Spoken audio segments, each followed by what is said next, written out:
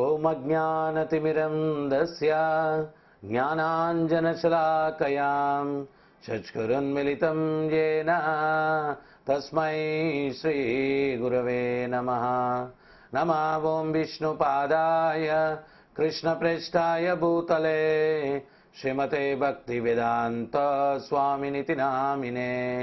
నమస్తే సారస్వతి దేవం గౌరవాణి ప్రచారిణే నిర్విశేష శూన్యవాది పాశ్చాత్య దేశతారిణే. జయ శ్రీ కృష్ణ చైతన్య ప్రభు నిత్యానంద శ్రీ అద్వైత గదాధర శ్రీవాసది గౌర భక్త బృంద. హరే కృష్ణ కృష్ణ కృష్ణ హరే హరే, హరే రామ రామ రామ హరే హరే. నమే పార్థాస్తి కర్తవ్యం త్రిషు లోకేషు కించన నానవాప్తమవాప్తవ్యం వర్త ఏవ చ కర్మణి. ఓ పార్థ, నాకు నిర్దేశింపబడిన కర్మము ముల్లోకములలో ఏదియునూ లేదు. నేను కోరినది కానీ పొందవలసినది కానీ ఏదియునూ లేకున్నను విహిత కర్మల యందు నేను నియుక్తుడనై ఉన్నాను. మనం ఈ యొక్క శ్లోకంలోంచి అర్థం చేసుకోవాల్సినటువంటి సత్యం ఏంటి అంటే, ఈ యొక్క కర్మ సిద్ధాంతాలు, ప్రకృతి నియమాలు ఇవన్నీ కూడా మానవాళికి, వీటన్నిటికీ ప్రభు అయినటువంటి భగవంతుడు వీటన్నిటినీ కూడా ఆయన ఏర్పాటు చేశాడు, భగవంతుడు ఏర్పాటు చేశాడు. సో వీటిని ఆయన కూడా చేయదగినటువంటి కొన్ని కర్మలు ధర్మాలు ఇవి ఉన్నాయి అని అనుకోవడం అది అవివేకం అవుతుందన్నమాట. ఇవన్నీ కూడా కేవలం మానవుల కోసం ఉద్దేశింపబడినటువంటివి. మనం ఉదాహరణ చూసినట్లయితే అఖిలాండ కోటి బ్రహ్మాండాలకి భగవంతుడు నాయకుడు. మొట్టమొదట మనం ఏంటి అంటే అసలు భగవంతుని యొక్క స్థితి ఏమిటి అన్నటువంటిది మనం అర్థం చేసుకోవాలి. మనం ఈ యొక్క మానవ బుర్రతోటి అల్పమైనటువంటి ఆలోచనతో భగవంతుడిని అర్థం చేసుకోవాలా అంటే ఆయన మనకు గోచరించడు అనమాట. ఉదాహరణకి ఆచార్యులు చెప్తూ ఉన్నారు, 3 అడుగుల బావిలో ఒక కప్ప ఒకటి ఉండిందంట. ఆ కప్ప ఒక సముద్రం నుంచి ఇంకొక కప్ప వచ్చి ఆ బావిలో పడితే ఆ కప్ప ఆ కప్పతోటి పరిచయం చేసుకొని మీరు ఎక్కడి నుంచి వస్తూ ఉన్నారు అని అడిగిందంట ఈ బావిలో ఉన్నటువంటి కప్ప. అప్పుడు ఆ సముద్రం నుంచి వచ్చినటువంటి కప్ప చెప్పిందంట, నేను ఒక పెద్ద సముద్రం నుంచి వస్తూ ఉన్నాను అని. అప్పుడు ఈ బావిలో ఉన్నటువంటి కప్ప నింది, సముద్రం అంటే ఈ బావంత ఉంటుందా అని అడిగిందంట. అప్పుడు ఆ సముద్రం నుంచి వచ్చినటువంటి కప్ప చెప్పింది, లేదు లేదు, సముద్రం అంటే చాలా చాలా పెద్దది అని. ఓ పెద్దదంటే ఈ బావి కన్నా 2 ఉంటుందేమో, లేకపోతే 3 ఉంటుందేమో, అంతకన్నా ఎక్కువ చెప్పేటట్టుంటే ఇక్కడ నుంచి వెళ్ళిపో అని చెప్పిందంట. సో అంటే ఆ బావిలో ఉన్నటువంటి కప్ప యొక్క ఆలోచన జ్ఞానము ఇదంతా కూడా చాలా పరిమితమైనటువంటిది. సో అదే రకంగా పరిమితమైనటువంటి ఆలోచనలతో ఉన్నటువంటి మనం ఆ అపరిమితుడైనటువంటి భగవంతుణ్ణి అనంతుడు అన్నారు. అనంతుడు అంటే ఇన్ఫినిటివ్. ఆయన యొక్క శక్తి, ఆయన యొక్క యుక్తి, ఆయన యొక్క లీలలు, ఆయన యొక్క నామాలు ఇవేవి కూడా మనం ఎవ్వరం కూడా ఒక ఎస్టిమేషన్ అంటే ఒక లెక్క కట్టలేమన్నమాట. అది భగవంతుని యొక్క స్థితి అన్నమాట. ఈ భౌతిక జగత్తు మనం తీసుకుందాం ఉదాహరణకి. ఒక్క బ్రహ్మాండం అంటే 14 భూన భాండాలు కలిపితే ఒక బ్రహ్మాండం అవుతుంది. అటువంటివి అఖిలాండ కోటి బ్రహ్మాండాలు. ఒక్కొక్క బ్రహ్మాండం యొక్క విస్తీర్ణమే అంత పెద్దదంటే అటువంటివి అఖిలాండ కోటి బ్రహ్మాండాలు ఉన్నాయంట. ఆ అఖిలాండ కోటి బ్రహ్మాండాలకు ఈయన నాయకుడు అంట. అది భగవంతుని యొక్క స్థితి. అది కేవలం ఒక భౌతిక జగత్ అన్నమాట. భగవంతుని యొక్క సృష్టితో పోలిస్తే భౌతిక జగత్తు 1/4 వంతు, ఆధ్యాత్మిక జగత్తు 3/4 వంతు అని చెప్తూ ఉన్నారు. మరి ఈ అఖిలాండ కోటి బ్రహ్మాండాలన్నీ కలిపితే అది 1/4 వంతే ఆయన సృష్టి. మరి 3/4 వంతు ఆధ్యాత్మిక జగత్తు ఉంది. మనం ఒక డిస్ట్రిక్ట్ కలెక్టర్కే ఎంతో హోదా ఉంటుంది, ఎంతో పవర్స్ ఉంటాయి, ఎంతో శక్తులు ఉంటాయి, ఎంతో మంది మార్బలం వీళ్ళందరూ కూడా ఉంటారు.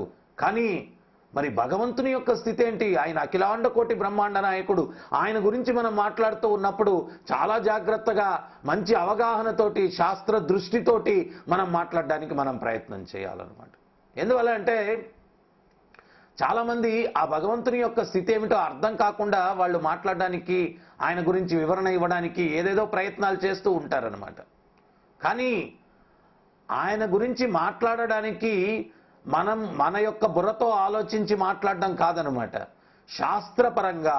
అందుకనే వేదాలు చెప్తూ ఉన్నాయి, తం ఈశ్వరాణం పరమం మహేశ్వరం తం దేవతానాం పరమంచ దైవతం పతిం పతీనాం పరమం పరస్తాత్ విధామదేవం భువనేశమీఢ్యం నతస్య కార్యం కరణంశ విద్యతే నతస్య మత్స్యాభ్య దికస్య దృశ్యతే పరాశ్య శక్తి వివిధైవ శ్రూయతే స్వాభావికీ జ్ఞాన బలక్రియాచ.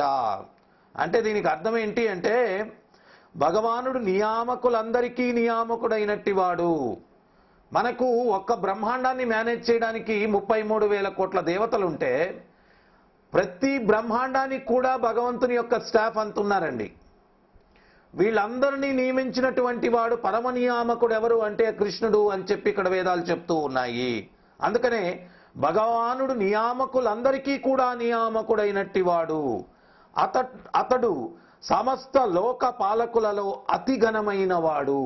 లోకపాలకులు ఎంతో మంది ఉన్నప్పటికీ కూడా వాళ్ళందరికీ కూడా ఘనమైనటువంటి వాడు అని చెప్పి ఇక్కడ చెప్తూ ఉన్నారనమాట. ప్రతి ఒక్కరూ అతని ఆధీనములోనున్న వారే. ఈ దేవతలు కాదు, సకల చరాచర జీవులు కూడా ఆ భగవంతుని యొక్క ఆధీనంలో ఉన్నటువంటి వారే అని చెప్తూ ఉన్నారు. ఆయన యొక్క అనుజ్ఞ లేకపోతే గడ్డి పూచ కూడా కదలదు అన్నటువంటి సత్యాన్ని మనం అర్థం చేసుకోవాలా. ప్రాపంచిక దృష్టితో చూస్తే ప్రతిదీ కూడా ఏదో యాదృచ్ఛికంగా జరిగినట్టుగా ఉన్నప్పటికీ కూడా ప్రతిదీ కూడా సర్వకారణ కారణం.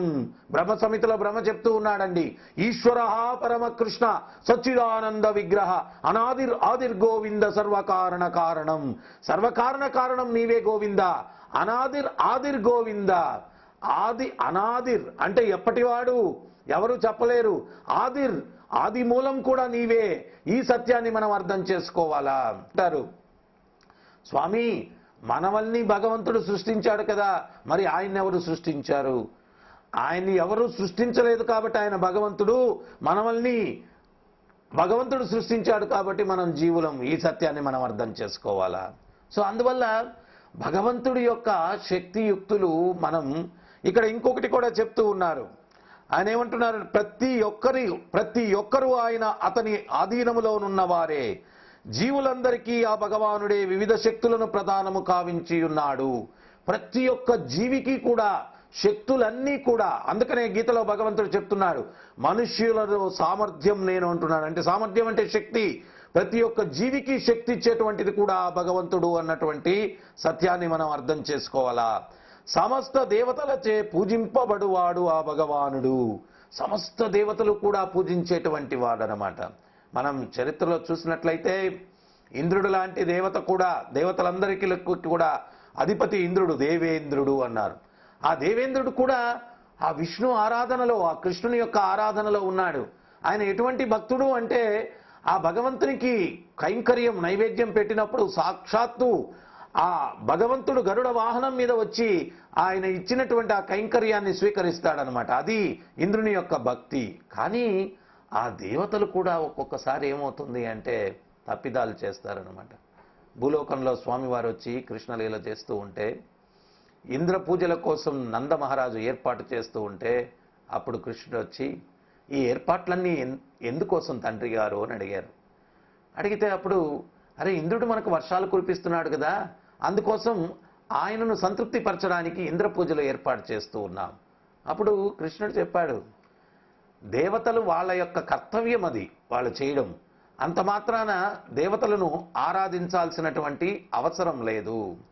చెట్టు కాండానికి నీరు పోస్తే కొమ్మకు, రెమ్మకు, పువ్వుకు, కాయకు నీరు పోయాల్సిన అవసరం లేదు. అన్నిటికీ మూలం నేను. నాతో సమానమైనటువంటి గిరిగోవర్ధనాన్ని పూజించండి అని చెప్పారు అక్కడ. ఎప్పుడైతే ఆ మాట చెప్పారో నందుల వారు ఆయన దానికి సమ్మతించి గిరిగోవర్ధన పూజకు ఏర్పాట్లన్నీ కూడా చేశారు. మరి అక్కడ ఇంద్రుని యొక్క అహం దెబ్బతినింది. ఆయన సంవర్తకమన్నటువంటి మేఘాన్ని ఆదేశించి కుంభవృష్టి కురిపించాడు. అంటే ఇక్కడ మనం ఒక్క విషయాన్ని అర్థం చేసుకోవాలా, దేవతలకు కూడా ఒక్కొక్కసారి ఈ యొక్క అహంకారంతో మేమే ప్రభువు అన్నటువంటి భావన వాళ్ళల్లో కలుగుతూ ఉంటుందన్నమాట. ఈ ప్రకృతి యొక్క ప్రభావం అది. ప్రకృతి క్రియమాణాని గుణై కర్మాణి సర్వసం అహంకార విమూఢాత్మ కర్తాహమితి మన్యతి. ఈ ప్రకృతి గుణాల యొక్క ప్రభావం.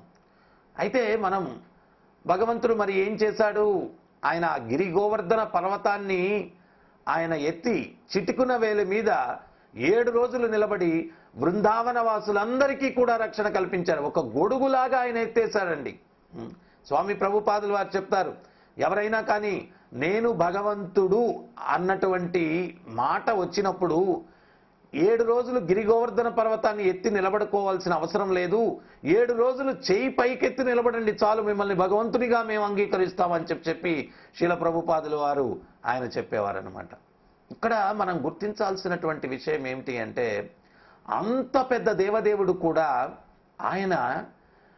ఆయన చేయదగిన కర్మలు ఏమీ లేకపోయినా కానీ, ఆయన అనుసరించాల్సినటువంటి చట్టాలు ఏమీ లేకపోయినా కానీ, తన భక్తులను సంతృప్తిపరచడానికి ఆయన ఏ స్థాయికి దిగజారడానికైనా కూడా సిద్ధంగా ఉన్నాడనమాట.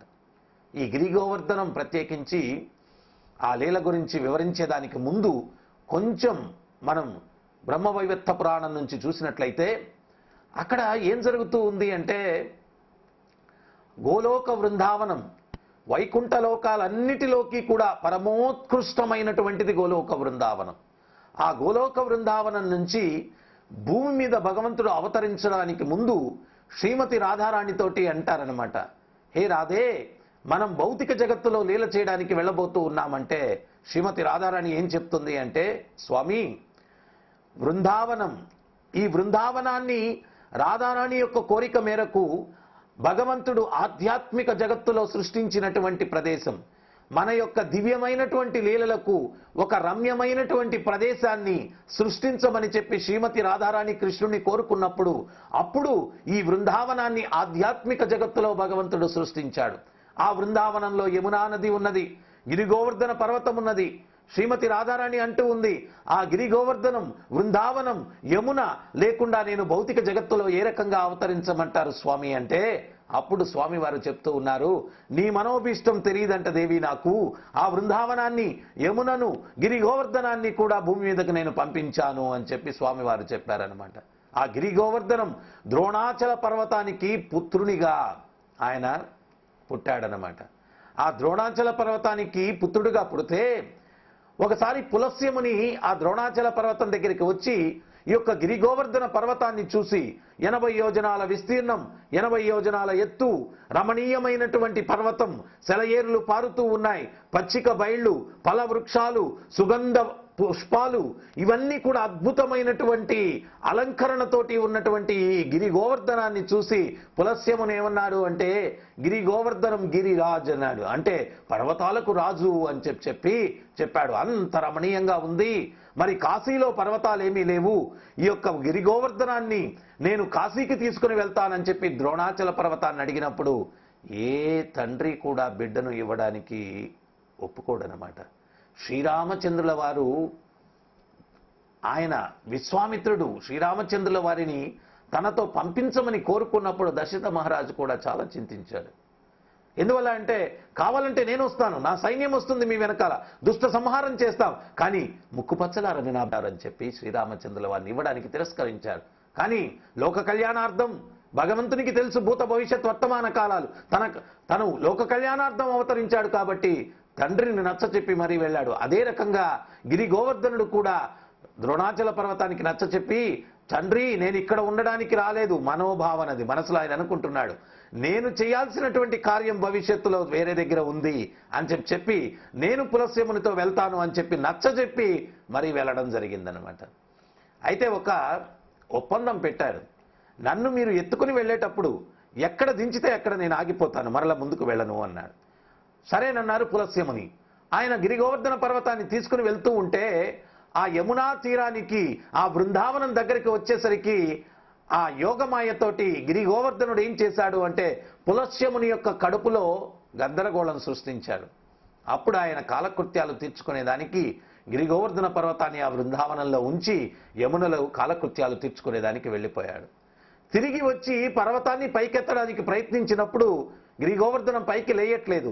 అప్పుడు పులస్యముని ఏమి లేయట్లేదు గిరి గోవర్ధన అంటే, స్వామి ఒప్పందం మీతో మొదటే నేను కుదుర్చుకున్నాను, ఏమని అంటే మీరు నన్ను కింద పెడితే మళ్ళా తిరిగి నేను పైకి లేయను అని చెప్పి మీరు ఇక్కడ నన్ను కింద ఉంచారు, నేను ఇక్కడే ఉండిపోతాను అని చెప్పి పులస్యముని తన దివ్య దృష్టితో తెలుసుకున్నాడు.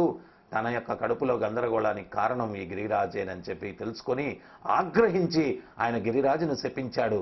ప్రతిరోజు ఆవాలు గింజంత నువ్వు భూమిలోనికి కుంగిపోతావు అని చెప్పి ఆయన శపించాడు. కానీ గిరి గోవర్ధనం ఆ శాపాన్ని చాలా ఆనందంగా స్వీకరించాడంట.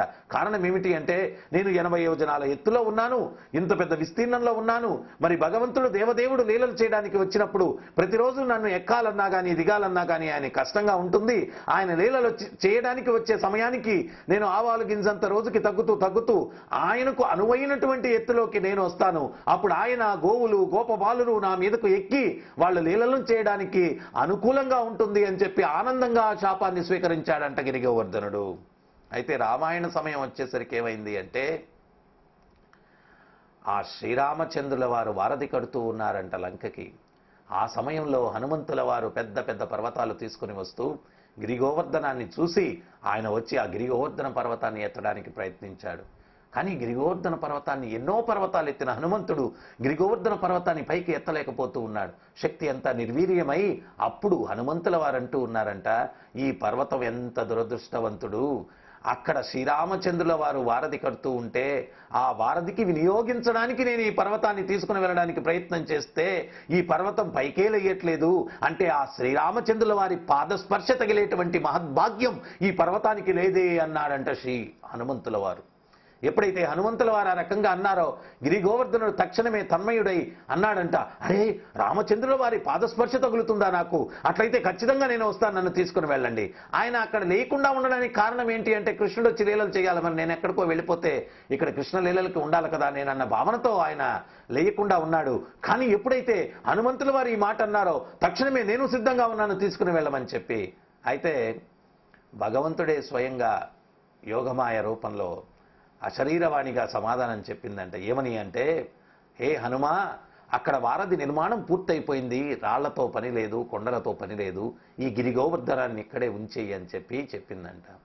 అప్పుడు హనుమంతుల వారు, అరే ఏమి ఈ చమత్కారం, నేను తీసుకుని వెళ్ళడానికి ప్రయత్నిస్తే నువ్వు లేయలేదు, నువ్వు వస్తానన్నప్పుడు అశరీరవాణి చెప్తూ ఉంది వారధి కట్టడం అయిపోయింది, ఇంకా నీతో పని లేదు అని చెప్పి మరి ఏం చేయమంటావు అని చెప్పి ఆయన వెళ్ళిపోయారంట. హనుమంతుల వారు వెళ్ళి శ్రీరామచంద్రుల వారికి, స్వామి ఈ చమత్కారం ఏమిటో అర్థం కాలేదు, ఈ గిరి గోవర్ధన పర్వతం చాలా అద్భుతంగా ఉంది, మీ సేవలో నేను దాన్ని వినియోగించాలని తీసుకురావడానికి ప్రయత్నిస్తే అది లేయలేదు, వస్తానని చెప్పినప్పుడు ఆ శరీరవాణి చెప్పింది వారధి నిర్మాణం పూర్తి అయిపోయిందని, అందువల్ల నేను తీసుకుని రాలేదు అంటే అప్పుడు శ్రీరామచంద్రుల వారు హనుమంతుల వారితో చెప్తూ ఉన్నారంట, ఏ హనుమా, గిరి గోవర్ధనుడు ఎంత భక్తుడు అంటే ఆ పర్వతాన్ని ఇక్కడ వారధి కట్టి నేను ఆ పర్వతం మీద నడవడం కాదు, భవిష్యత్తులో నేను ద్వాపర యుగంలో కృష్ణావతారంలో పోతూ ఉన్నాను, గిరి గోవర్ధనుడు ఎంత గొప్ప భక్తుడు అంటే ఆయన మీద నడవడం కాదు, ఆ గిరి గోవర్ధనాన్ని ఆయన భక్తికి నేను మెచ్చి పైకెత్తి 7 రోజులు నిలబడతాను, నా పైన ఉంచుకుంటాను గిరి గోవర్ధనాన్ని అని చెప్పి శ్రీరామచంద్రుల వారు హనుమంతుల వారికి చెప్పారంట. అంటే అంత పెద్ద భగవంతుడు, అఖిలాండ కోటి బ్రహ్మాండ నాయకుడు, ఆయన ఆ భక్తి అనేటువంటి ఆ శబ్దానికి, ఆ భక్తుడు అనేటువంటి వ్యక్తికి సేవలు చేయడానికే ముఖ్యంగా ఈ భౌతిక జగత్తులో అవతరిస్తాడు. ఆయన ఇక్కడ లీలలు చేసేదంతా కూడా భగవద్గీతలో కూడా స్వామివారు చెప్తూ ఉన్నారు. ఏమని చెప్తున్నారు అంటే, ఆయన పరిత్రాణాయ సాధూనాం, మొట్టమొదటి కార్యం ఆయన రావడానికి ఏమిటి అంటే సాధువులను సంరక్షించడానికి, వాళ్లను సంతృప్తిపరచడానికి భగవంతుడు వస్తూ ఉన్నాడు. ఇక్కడ ఈ ప్రపంచంలో ఆయనకు చేయదగిన కర్మ ఏమీ లేదు, అసలు ఇక్కడ ఆయనకి పనే లేదు. ఆయన ఇక్కడికి ఎందుకు వస్తాడు అంటే కేవలం తన భక్తుల్ని రక్షించడం కోసం, తన భక్తులను సేవించడం కోసం భగవంతుడి భౌతిక జగత్తుకు రావడం జరుగుతుంది. కానీ ఇంకా వేరే ఆయన ఈ కర్మబద్ధుడై ఉండడం కానీ, కర్మకు లోబడి ఉండడం కానీ ఇటువంటివేవి కూడా భగవంతునికి లేవు అన్నటువంటి సత్యాన్ని మనం అర్థం చేసుకోవాలా. అయితే దురదృష్టవశాత్తు ప్రతి ఒక్కరం కూడా ఏంటి అంటే ఆ భగవంతుణ్ణి శాస్త్ర దృష్టితో అర్థం చేసుకునేదానికి మనం ప్రయత్నం చేయకుండా మన మానసిక కల్పనలు అంటే మనసులో భగవంతుని గురించి ఏదో ఊహించేసుకోవడం అన్నమాట. కానీ మన ఊహకు ఎంత పరిమితి ఉంది, బావిలో కప్పలాగా మన ఊహ అన్నమాట. ఆ అపరిమేయుడైనటువంటి భగవంతుణ్ణి మనం అర్థం చేసుకునేదానికి వీలు కాదనమాట. అందుకని వేదం అన్నటువంటిది తల్లి అని చెప్పారు. మనం నిజంగా తండ్రి గురించి తెలుసుకోవాలా అంటే పరిశోధనల ద్వారా కాదండి. పరిశోధనల ద్వారా మన రక్తపు గ్రూప్ మ్యాచ్ అయిన ప్రతి ఒక్కడి దగ్గరికి నాన్న అంటూ పోతే వాడు తనడానికి వస్తాడు. ఇది కాదు పద్ధతి. తల్లిని అడిగితే చెప్తుంది నీ తండ్రి ఎవరు అన్నటువంటిది. అదే రకంగా వేదం అన్నటువంటి తల్లి ద్వారా, వేద జ్ఞానం ద్వారా ఆ భగవంతుణ్ణి మనం అర్థం చేసుకునేదానికి ప్రయత్నించాలి, కానీ మానసిక కల్పన మాత్రం కానే కాదు. దురదృష్టవశాత్తు ఈ రోజులో ప్రస్తుతం సనాతన సంస్కృతిలో ఈ హైందవ సాంప్రదాయంలో అన్ని అనర్థాలకు కారణం, నష్టానికి కారణం ఏంటి అంటే ప్రతి సబ్జెక్టుకి కూడా ఒక టీచర్ ఉంటాడు, ఒక స్టూడెంట్ ఉంటాడు, ఒక ప్రామాణికమైనటువంటి పాఠ్యపుస్తకం ఉంటుందన్నమాట. కానీ ఆధ్యాత్మిక చింతనకు వచ్చేసరికి స్టూడెంట్స్ ఎవరు ఉండరు, అందరూ టీచర్లే. నా ఉద్దేశం ప్రకారం అంటూ తత్వాన్ని వాళ్ళు తెలియపరచడానికి ప్రయత్నిస్తారనమాట. దానివల్ల మరి వాళ్ళ ఊహ చాలా పరిమితమైనటువంటిది, వాళ్ళ ఆలోచన చాలా పరిమితమైనటువంటిది. ఆ పరిమితమైనటువంటి ఆలోచనతోటి ఆ దివ్య దేవోత్తమ పురుషుడు అఖిలాండ కోటి బ్రహ్మాండ నాయకుడి గురించి వాళ్ళు తెలియపరచాలా అంటే ఎంతైనా కానీ దాంట్లో పరిమితి ఉంటుంది. సో అందువల్ల ఒక భగవంతుని యొక్క శక్తి యుక్తులు మనం తెలుసుకోవాలా అంటే కేవలం ఆ వేద జ్ఞానం ద్వారా ఆ భగవంతుణ్ణి మనం తెలుసుకునేదానికి మనం ప్రయత్నం చేయాలా, అంతేకాని మానసిక కల్పనలతో కాదనమాట. ఎందువల్ల అంటే భగవంతుని యొక్క దివ్య స్థితి అంత గొప్పవాడు. ప్రతి ఒక్క జీవి, బ్యాక్టీరియా నుంచి ఇంద్రగోప అంటే బ్యాక్టీరియా, బ్రహ్మ వరకు కూడా ప్రతి ఒక్కరూ ఆయన ఆధీనంలో ఉన్నటువంటి వారు అన్నటువంటి సత్యాన్ని అర్థం చేసుకోవాలా. బ్రహ్మ కూడా పరమ భాగవతుడు, చాలా గొప్ప భక్తుడు. కానీ అటువంటి బ్రహ్మ కూడా ఆ భగవంతుని యొక్క దివ్యత్వాన్ని, ఆయన భావనని అర్థం చేసుకోలేనటువంటి పరిస్థితి అన్నమాట. అందుకనే బ్రహ్మ ఒకసారి వృందావనంలో అఘాసుర సంహారం అయిన తర్వాత ఆయన అరే ముల్లోకాలు శృతిస్తూ ఉన్నాయి, చిన్న బాలుడు అఘాసురుణ్ణి సంహరించాడంట అని చెప్పి ఆ బాలుడు ఎవరు అంటే దేవదేవుడు. మరి చూస్తాం పద అని చెప్పి బ్రహ్మ కూడా వచ్చాడంట వృందావనానికి. వృందావనానికి వస్తే యమునా తీరంలో భగవంతుడు గోప బాలుడు చుట్టూ పరివేష్టితులై ఉండగా ఆయన చుట్టూ కూర్చొని ఉంటే ఏ రకంగా పూర్ణ చంద్రుని చుట్టూ నక్షత్రాలు ఏ రకంగా ఉంటాయో ఆ రకంగా కూర్చొని ఉన్నట్టుగా ఉంటే వాళ్ళ చేతులతోటి సద్దులు తింటూ ఉన్నాడంట దేవదేవుడు. మరి లక్ష్మీ సహస్ర శత సంభ్రమ సేవ్యమానం, సహస్ర కోటి లక్ష్ములు సేవించేటువంటి ఆ దేవదేవుడు ఈ గ్రామీణ బాలుల మధ్యలో కూర్చొని సద్దులు తింటూ ఉన్నాడే అని చెప్పి ఇతను ఖచ్చితంగా దేవదేవుడు కాదు అన్నటువంటి నిర్ణయానికి బ్రహ్మే వచ్చేశాడంట. కానీ అంత పెద్ద దేవుడు కూడా వీళ్ళందరూ పరమ భక్తులు కాబట్టి ఆ భక్తులను సేవించడానికి వృందావనంలో లీల చేస్తూ ఉన్నాడు. ఇక్కడ మనం ఒక సత్యాన్ని అర్థం చేసుకోవాలా. భగవంతుడు అంత పెద్ద దేవుడు, కొండంత దేవుడు, అఖిలాండ కోటి బ్రహ్మాండ నాయకుడు. కానీ ఈ భౌతిక జగత్తులో ఆయన చేయదగిన కర్మ ఏమీ లేనప్పటికీ కూడా తన భక్తులను సేవించడానికే ఇక్కడ అవతరిస్తూ ఉన్నాడు. ఆ భక్తుల కోసం తన హృదయంలో స్థానం ఏమిటి అన్నది మనం అర్థం చేసుకున్నప్పుడు మన జన్మ సార్థకమయ్యేదానికి అవకాశం ఉంది. అయితే ఆ భగవంతుణ్ణి అర్థం చేసుకునేదానికి మనకు భగవంతునికి మధ్య అహంకారం అనేది అడ్డుకట్టగా ఉంది. సాధన ద్వారా ఆ అహంకారాన్ని తొలగించుకున్నప్పుడు స్వామి ప్రభుపాదుల వారు చెప్తారు, కలియుగంలో ఔషధం మనలో ఉన్నటువంటి అహంకారాన్ని తొలగించుకునేదానికి ఒకే ఒక పరమ ఔషధం, అది నామ సంకీర్తన. నామాన్ని చేయడం ద్వారా మనలో ఉన్నటువంటి అహంకారాన్ని మనం ఎప్పుడైతే తొలగించుకుంటామో అప్పుడు ఆ భగవంతుని యొక్క దివ్యమైనటువంటి స్థితిని మనం అర్థం చేసుకునేదానికి అవకాశం ఉంది. ప్రతి ఒక్కరూ మీరు ఈ ఔషధం తీసుకోకుండా మనలో రోగం ప్రక్షాళన కాదనమాట. ఔషధం ఏమిటో తెలుసుకోవాలా, ఔషధాన్ని తీసుకున్నప్పుడే రోగ ప్రక్షాళన అవుతుంది. ప్రతి వారం మీరు చూస్తూ ఉన్నారు నామం చేయండి అని. అది ఔషధం కలియుగంలో. మనలో ఉన్నటువంటి అహంకారాన్ని తొలగించుకునేదానికి. అహంకారం అన్నటువంటి వ్యాధి, ఆ వ్యాధి యొక్క లక్షణాలు ఏంటి అంటే మనకు జ్వరం వచ్చినప్పుడు చేదుగా ఉంటుంది నాలుక, శరీరం వేడవుతుంది. అదే రకంగా ఈ అహంకారం అన్నటువంటి వ్యాధి యొక్క లక్షణాలు ఏంటి అంటే కామ, క్రోధ, మోహ, లోభ, మద, మాత్సర్యములు అన్నటువంటివి మన యొక్క అహంకారం అన్నటువంటి వ్యాధి యొక్క లక్షణాలు. ఆ అహంకారం నుంచి మనం విముక్తిని పొందాలంటే కలియుగంలో ఒకే ఒక పరమ ఔషధం హరే కృష్ణ కృష్ణ కృష్ణ హరే హరే, హరే రామ రామ రామ హరే హరే. జపించండి, ఆనందించండి, ధరించండి. सहस्रशीर्षरञ्जितम् सहस्रहस्तराजितम्